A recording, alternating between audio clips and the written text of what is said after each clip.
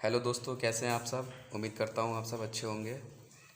तो आइए स्टार्ट करते हैं आज लेक्चर नंबर 2, जो एनसीईआरटी का 12th का पहला चैप्टर है, वैद्युत आवेश तथा क्षेत्र।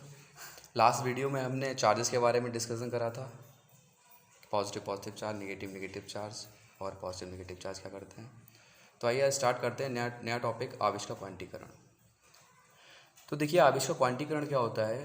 ये देखिए, जैसे परिभाषा लिख रखी है मैंने कि किसी वस्तु पर न्यूनतम संभव आवेश ई होता है। ई का मान आपको मालूम है, -1.6 × 10⁻⁻⁹ कूलम। फिर आगे लिखा है, आवेश को अनेक प्रकार से विभाजित नहीं किया जा सकता है। मतलब जो आवेश होता है सबसे छोटी यूनिट होती है, आप ये डिविजिबल नहीं है, आप इसे विभाजित नहीं कर सकते। यही आवेश का क्वांटीकरण, बस आपको यही इसमें समझना है। क्या किसी वस्तु पर आवेश की मात्रा सदैव ई के पूर्ण गुणज के रूप में होती है, अर्थात 1 इलेक्ट्रॉन, 2 इलेक्ट्रॉन, 3 इलेक्ट्रॉन, 4 इलेक्ट्रॉन हो सकता है, बट 1.5, 2.5, 3.5 नहीं हो सकता। अब देखिए, एक एग्जांपल मैं आपको दे रहा हूँ, थोड़ा सा फ़नी है लेकिन आपको काफ़ी अच्छे समझ में आएगा उससे। जैसे मान लीजिए आप किसी दूध की दुकान पे गए, जैसे अब तो अमूल दूध आ रहा है ना पैकेट्स में जो आता है, जैसे आधा लीटर का हो गया, 1 लीटर का हो गया। तो आप जाएंगे दुकान वाले से, तो आप बोलेंगे कि भैया मुझे आधा लीटर का दूध का पैकेट दे दीजिए या फिर 1 लीटर का दूध का पैकेट दे दीजिए। आप उससे ये थोड़ा ना बोलेंगे कि भैया इसमें से 200 ग्राम निकाल लो, बाकी मुझे दे दो आधा लीटर वाले में से। तो आपको पूरा पैकेट ही खरीदना पड़ेगा, या तो आधा लीटर खरीद दिया आप या फिर 1 लीटर खरीद दिया। तो इसी प्रकार से चार्जेस का, कि आपको चार्ज देना है तो पूरा दीजिए, 1 इलेक्ट्रॉन चार्ज दीजिए या फिर 2 इलेक्ट्रॉन दीजिए या फिर 3 इलेक्ट्रॉन दीजिए या फिर 4 इलेक्ट्रॉन दीजिए। ये नहीं कि आप 1.5 दे रहे हैं या 2.5 दे रहे हैं या 3/5 दे रहे हैं, 4/5 दे रहे हैं, तो ये पॉसिबल ही नहीं है। तो जो चार्ज है वो कैसे दे सकते हैं, तो मैं एक फार्मूला दे रहा हूँ यहाँ पे, क्या, Q बराबर +-NE, जहाँ N क्या होएगा, N है इंटीजर्स, N क्या है इंटीजर में पूर्णांक, जैसे -1, -2, 1, 2, 3 डॉट डॉट डॉट तक चलता चला जाएगा। तो ये हो गया आवेश का क्वांटीकरण। छोटी सी बात है, समझ में आ गई होगी आपको।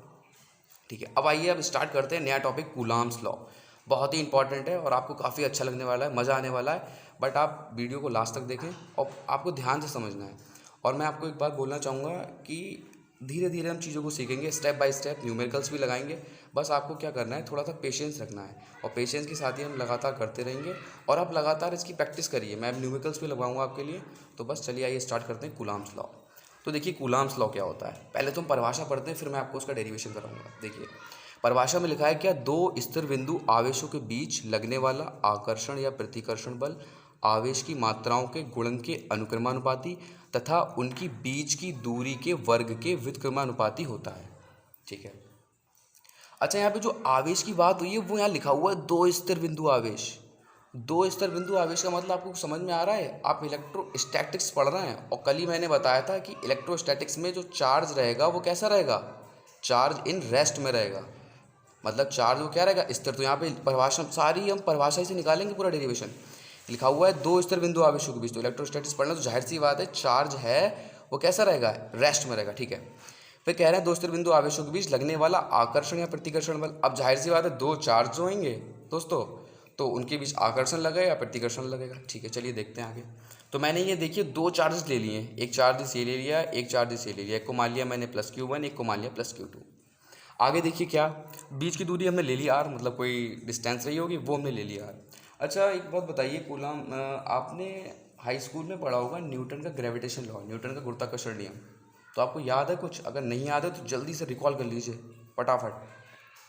फार्मूला अभी पूछूंगा मैं आपसे, जल्दी से रिकॉल कर लीजिए। आगे जब मैं डेरिवेशन ख़त्म करवाऊंगा तो आपसे फार्मूला पूछूंगा। ठीक है, देखिए, तो हमने यहाँ पे दो चार्ज ले लिए, एक +Q1 चार्ज ले लिया, एक +Q2 चार्ज ले लिया। अब देखिए दो चार्ज है, प्लस, दोनों प्लस में है। तो अब बताइए मुझे, ये रिपल करेंगे एक दूसरे को या फिर अट्रैक्ट करेंगे? तो ये एक दूसरे को क्या करेंगे, रेपल करेंगे। क्यों? क्योंकि दोनों प्लस के हैं। उसमें कह रहा है ना कि आकर्षण प्रतिकर्षण बल लगेगा, भाई जाहिर सी बात है, क्योंकि +Q1 हो गया, +Q2 हो गया। अब जो फोर्स है वो लगेगा किधर, सबसे मेन बात ये है। अब आपको यही पहचानना है कि जो फोर्स है वो आखिर इसमें एक फोर्स किधर लगेगा। तो बता सकते हैं किधर फोर्स लगेगा? तो चलिए देखते हैं किधर फोर्स लगेगा। तो देखिए, इसमें फोर्स लगेगा इस डायरेक्शन में, और इसमें फोर्स लगेगा किधर, इस डायरेक्शन में। अच्छा, आप पूछेंगे कि फोर्स इस इधर इसमें इधर इधर इधर डायरेक्शन में क्यों लग रहा है और इसमें इधर लग रहा है, फोर्स ऐसे क्यों नहीं लग रहा है? आप ऐसे ही बोल सकते हैं कि मान लीजिए कि ये हो गया और ये हो गया, तो फोर्स ऐसे क्यों नहीं लग रहा है? तो ऐसे देखिए नहीं ले सकता है, मैं आपको बताता हूँ। देखिए ये प्लस Q1 चार्ज है, प्लस Q चार्ज है, दोनों एक दूसरे को करेंगे रिपल, तो रिपल माने दूर भागेंगे एक दूसरे से। क्या होंगे ये? एक दूसरे से दूर भागेंगे ये। तो उसका मतलब ये इस पे इधर फोर्स लगाएगा और ये इस पे इधर फोर्स लगाएगा। तो देखिए इस पे फोर्स जो होगा ये हो जाएगा F1 और ये हो जाएगा फोर्स कितना? F2। मैं लिख देता हूँ F12, यहाँ पे F21। इसका मतलब क्या हुआ कि फोर्स F1 किसके कारण? चार्ज Q2 के कारण। मतलब F1 पे फोर्स किसके कारण? दूसरे के कारण। और यहाँ पे फोर्स F2 किसके कारण? पहले चार्ज के कारण। ठीक है, तो F12 हो गया, यहाँ पे फोर्स कितना हो गया? F21। तो ये इसकी डायरेक्शन हो गई।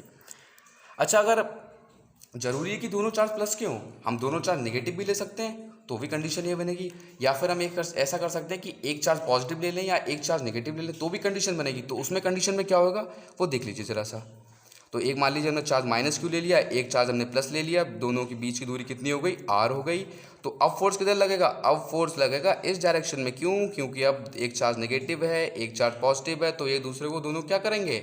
अट्रैक्ट करेंगे। तो इसलिए फोर्स अब इनकी तरफ लगेगा। ठीक है, ये तो। अब चलिए, अब हम सॉल्व करते हैं डेरिवेशन। तो क्या कह रहे हैं? मान लीजिए फोर्स जो है वो दोनों के कैसे कैसे होएगा? अनुक्रमानुपाती। किसके? Q1 और Q2 के जो फोर्स है वो दोनों आवेशों के कैसा होएगा? अनुक्रमानुपाती। और उसकी बीच की दूरी के कैसा होएगा? बीच की जो दूरी है उसके वर्ग के व्युत्क्रमानुपाती होगा। तो F is indirectly proportional R²। अच्छा, इसका मतलब क्या हो गया? इसका मतलब ये हो गया कि चार्ज जो होंगे वो जितने ज़्यादा चार्ज होंगे जो फोर्स होएगा वो फोर्स ज़्यादा होएगा। और इसका मतलब क्या हुआ कि जैसे जैसे हम दूरी बढ़ाएंगे वैसे वैसे चार्ज क्या होएगा? वैसे वैसे चार्ज कम होता जाएगा। मतलब जैसे जैसे आप दूरी बढ़ाएंगे वैसे वैसे चार्ज क्या होता जाएगा? कम होता जाएगा। और यहाँ क्या है? आप जैसे जैसे आवेश बढ़ाते जाएंगे वैसे वैसे चार्ज भी क्या हो जाएगा? चार्ज भी इनके बीच में ज़्यादा लगेगा। मतलब जितने ज़्यादा चार्ज लेंगे उतना ही फोर्स कैसा रहेगा? फोर्स उतना ही हैवी बनेगा, उतना ही फोर्स ज़्यादा रहेगा। ठीक है स्टूडेंट्स। अच्छा, अब इसको क्या करते हैं? अब इसको कुछ करते हैं हम कंबाइन। तो कंबाइन करने पे क्या आएगा? हमने दोनों को कंबाइन करा। F directly proportional Q1 Q2 upon R², ये आ गया। अच्छा, अब जब अनुक्रमानुपाती का साइन लगता है तो इक्वल टू आएगा और एक कांस्टेंट आएगा K, और ये बन जाएगा Q1 Q2 अपॉन R²। ये आ गया फार्मूला। क्या? F बराबर Q1 Q2 अपॉन R²। अच्छा, मैं ज़रा आपको फोर्स की बात बता दूं। यहाँ पे जो फोर्स बताए थे हमने F1 F2 और F21, ये जो फोर्स होंगे ना, ये फोर्स दोनों कैसे होंगे? इक्वल होंगे। F12 इक्वल टू F21, और वेक्टर फॉर्म में लिखेंगे ऐसे करके तो ये हो जाएगा माइनस। वेक्टर फॉर्म में लिखेंगे ना क्या? F12 equal to F21 minus का। ये आपने वेक्टर फॉर्म पढ़ रखा होगा फर्स्ट ईयर में, काफ़ी बढ़िया टॉपिक है ये। ठीक है। अच्छा, अगर हम यहाँ पे अगर मॉड लगा देंगे ना, जैसे मॉड लगा दिया मान लीजिए, तो ये दोनों फोर्स, अब मॉड में तो आपको पता है, मैथ में पढ़ा होगा आपने मॉड, तो वो मॉड में ये इस तरीके से आ जाएगा। ठीक है, चलिए। अच्छा, यहाँ पे जो कांस्टेंट आया ना के, उसकी ज़रा बात कर लेते हैं। काफ़ी इंटरेस्टिंग है, के की बात भी काफ़ी इंटरेस्टिंग है। तो जो के होता है यहाँ पे, जो के है वो एक कांस्टेंट है। तो जो कांस्टेंट है उसे हम क्या बोलते हैं? ये इसकी जो के की वैल्यू होती है वो निर्वात या वायु के लिए बता दे रहा हूँ, निर्वात या वायु के लिए इसका मान जो होता है वो होता है 9 × 10⁹ ठीक है। और जो के की जो वैसे वैल्यू आई क्या? के बराबर 1/4πε0। ठीक है, ये किसके लिए? निर्वात या वायु के लिए इसका मान कितना होता है? 9 × 10⁹ और वैसे के बराबर क्या? 1/4πε0 यहाँ रखेंगे। तो जो फार्मूला आएगा हमारा वो क्या आ जाएगा? F बराबर 1/4πε0 Q1 Q2 अपॉन R²। ये आ गया वैल्यू, उसकी आ गई हमारी F। ये हमारा फार्मूला आ गया किसका? कूलम लॉ वाला। ये F बराबर 1/4πε0 Q1 Q2 अपॉन R²। ठीक है, अब जरा के की बात और हो जाती है। के की बात और करते हैं हम। तो क्या हम के की बात करेंगे? देखिए, वो देखिए आप के की बात क्या आएगी। अच्छा, मुझे न्यूटन का जो ग्रेविटेशन लॉ है ज़रा उसके बारे में बताइए। उसका फार्मूला आपको याद है? उसका फार्मूला क्या होता है? F बराबर G m1 m2 upon R²। और यहाँ फार्मूला क्या आया? F बराबर K Q1 Q2 upon R square. तो देखिए यहाँ पे G आ रहा है, यहाँ पे K आ रहा है, तो देखिए यहाँ पे G होता था ना वहाँ पे, तो ये होता था यूनिवर्सल कांस्टेंट, मतलब हर जगह सेम रहेगा। ये G क्या है, ये यूनिवर्सल कांस्टेंट है। लेकिन बट K, यहाँ पे K यूनिवर्सल कांस्टेंट नहीं है, K लगातार चेंज होता रहेगा। K होता है परावैद्युत, और परावैद्युत क्या होता है, परावैद्युत ऐसा पदार्थ होता है जिसे आप रगड़ कर आवेशित कर सकते हैं। तो लाइक ये परावैद्युत में आ जाएगा, जैसे गंधक हो गया, प्लास्टिक हो गई, कांच हो गया, मोम हो गया, कागज़ हो गया, तो ये सब परावैद्युत होता है। तो इसकी वैल्यू सबके लिए कैसी रहती है, अलग अलग वैल्यू रहती है। निर्वात या वायु के लिए मैंने आपको बता दी कि की वैल्यू कितनी है, निर्वात या वायु के लिए 9×10⁻9 होती है। अच्छा, अब के की हम फार्मूला निकालते हैं और विमा निकालते हैं। तो फार्मूला जो आया था वो आया था F बराबर K Q1 Q2 upon R square. तो यहाँ से हम के की वैल्यू निकालेंगे। के बराबर क्या आएगा, F R square upon Q1 Q2, यहाँ से ऐसे इसकी त्रिज्या गुणा कर दीजिए, क्रॉस मल्टीप्लाई, तो यहाँ से के की वैल्यू निकल जाएगी क्या, F R square upon Q1 Q2। अब जल्दी से आप मुझे इसका फार्मूला बताइए, फर्स्ट ईयर में बहुत ज़्यादा पढ़ रखा है, पहले ही टॉपिक में विमा वगैरह सब निकलवाई है, तो आप जल्दी से इसका मुझे फार्मूला बताइए फटाफट। तो वीडियो पॉज करके आप निकालिए फटाफट। तो उम्मीद करता हूँ आप लोगों ने फार्मूला निकाल लिया होगा। तो उसका फार्मूला क्या बनेगा, देखिए फोर्स का फार्मूला क्या होता है, बल का न्यूटन आता है हमारा, और देखिए आर क्या है, यहाँ पे दूरी है, तो उसका क्या हो जाएगा मीटर स्क्वायर, और क्यू क्या है चार्ज, इसका मात्रक क्या होता है, बोलो, इसका मात्रक होता है कूलाम, तो यह क्या हो जाएगा कूलाम स्क्वायर। तो इसका मात्रक क्या आ गया, के का न्यूटन मीटर स्क्वायर और कूलाम अपॉन कूलाम स्क्वायर। अच्छा, अब इसकी डायमेंशन मतलब विमा निकालते हैं। तो अब विमा फटाफट निकालिए, वीडियो पॉज करिए और विमा निकालिए, ईमानदारी से आप विमा निकालिए। तो उम्मीद करता हूँ आप लोगों ने विमा निकाल ली होगी। चलिए निकाल लेते हैं हम भी विमा। तो न्यूटन एफ, यहाँ पे विमा क्या होगी, एफ की फोर्स की विमा क्या होती है, एम एल T-2, और यहाँ क्या है डिस्टेंस की विमा क्या होती है, एल, यहाँ पे स्क्वायर है तो एल स्क्वायर अपॉन, अब कूलाम ये क्या है, चार्ज की विमा क्या होती है, लास्ट वीडियो में आपको बताया है, वरना देखिए उस वीडियो को जाके। तो क्या होगी, क्यू बराबर फार्मूला होता है 80, तो क्योंकि बीमा क्या आई थी 80, तो ये हो जाएगा इसका बीमा 80, लेकिन यहाँ पे दो चार्जेस हैं तो स्क्वायर हो जाएगा। चलिए सॉल्व करते हैं। तो यहाँ पे क्या हो जाएगा, m, यहाँ पे l की मल्टीप्लाई हो जाएगी, MLQ, यहाँ से जब स्क्वायर होकर जाएगा तो ऊपर हो जाएगा t की घात -4 और a की घात -2। ये बीमा आ गई किसकी, k की हमारी बीमा आ गई, k का हमारा फार्मूला आ गया। तो ये सब आप निकालिए, इसकी प्रैक्टिस करना है आपको, रटना नहीं है, निकालना सीखना है फार्मूला। कुछ बच्चे देखते हैं ना, कुछ दोस्त मेरे क्या करते हैं फार्मूला रट लेते हैं, तो फार्मूला को रटना नहीं है, फार्मूला समझना है, बीमा रटनी नहीं है, बीमा निकालनी सीखनी है आपको, ठीक है। तो के की वैल्यू जो आ गई आपको पता है 9×10⁻9 हो गई। फार्मूला हमारा आ जाएगा क्या, फार्मूला बना देते हैं, एफ बराबर 1/4πε0 Q1 Q2 upon R square. तो ये आ गया कूलाम लॉ का फार्मूला वहीं पे, ठीक है, ये आ जाएगा न्यूटन। अच्छा, यहाँ पे जो एप्सिलॉन नॉट होता है ना, ये एप्सिलॉन नॉट यहाँ पे होती है निर्वात की विद्युतशीलता। क्या हो, निर्वात की विद्युतशीलता। तो इसकी जो बात होगी वो हम अगले लेक्चर में करेंगे, तो वहाँ पे भी हम इसकी बीमा निकालेंगे, इसकी वैल्यू बताएंगे आपको, इसका क्या नाम फार्मूला निकालेंगे, एप्सिलॉन नॉट का जो फार्मूला आएगा वो हम निकालेंगे। निर्वात की विद्युतशीलता होती है, इसकी जो बात होगी वो हम अगले टॉपिक में करेंगे, अगले टॉपिक में इसकी बात करते हैं।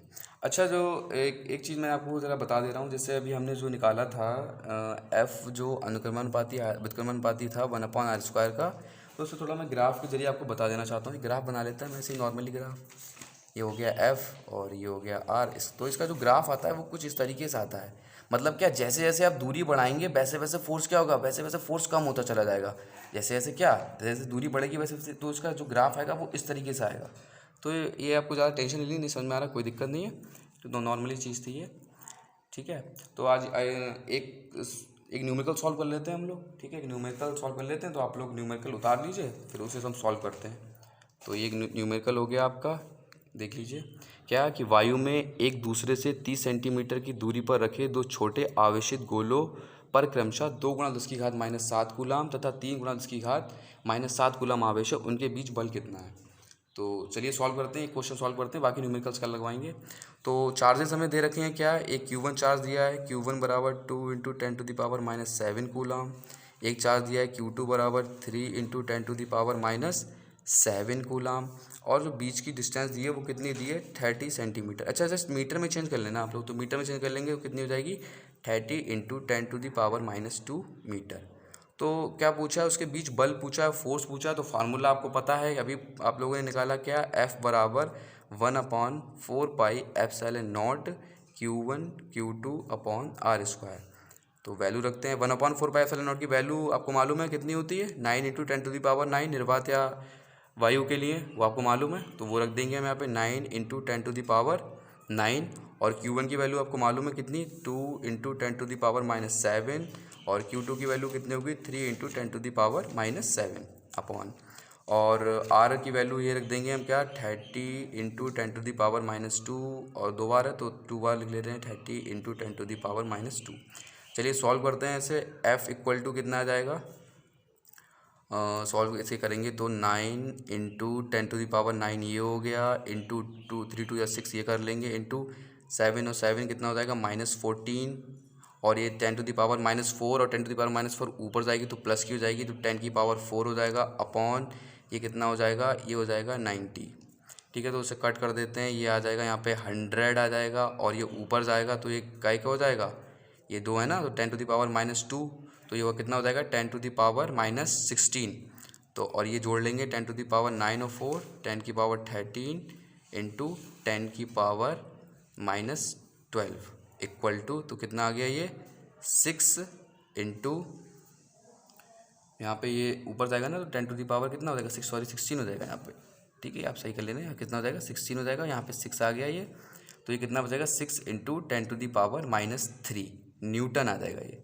ठीक है, थोड़ी सी कैलकुलेशन लॉन्ग हो गई है, थोड़ा सा मैंने आपको बिल्कुल एक एक स्टेप बताई है, वैसे सवाल हम एक दो लाइन में सॉल्व कर सकते हैं, तो वो अपने आप कर लेना। ठीक है, तो अच्छा ये बताइए जो फोर्स आया है 6 × 10⁻³ न्यूटन, कुछ बुक्स में ऐसे आंसर दे रखा होगा यहाँ पे प्रतिकर्षण आकर्षण, तो यहाँ पे बताइए क्या आएगा, जल्दी से बताइए। यहाँ पे जो फोर्स लगेगा वो प्रतिकर्षण लगेगा या आकर्षण लगेगा, बताओ भाई, प्रतिकर्षण लगेगा आकर्षण, तो फोर्स लगेगा प्रतिकर्षण। प्रतिकर्षण क्यों लगेगा, क्योंकि दोनों चार्जेस का नेचर कैसा है, दोनों चार्जेस का नेचर सेम हो, दोनों जब चार्जेस सेम होते हैं तब क्या होता है प्रतिकर्षण, रेपल करेंगे, तो यहाँ पे लिख देना आप रेपल, प्रतिकर्षण करेंगे एक दूसरे को। तो चलिए नेक्स्ट वीडियो में हम आपको निर्वात की विद्युतशीलता पढ़ाएंगे और इलेक्ट्रिक फील्ड के बारे में बात होगी। उम्मीद करता हूँ आप लोगों को वीडियो अच्छी लगी होगी, और मैं अगली वीडियो में आपके लिए NCERT के कुछ क्वेश्चंस भी लेके आऊँगा। ठीक है, थैंक यू वेरी मच।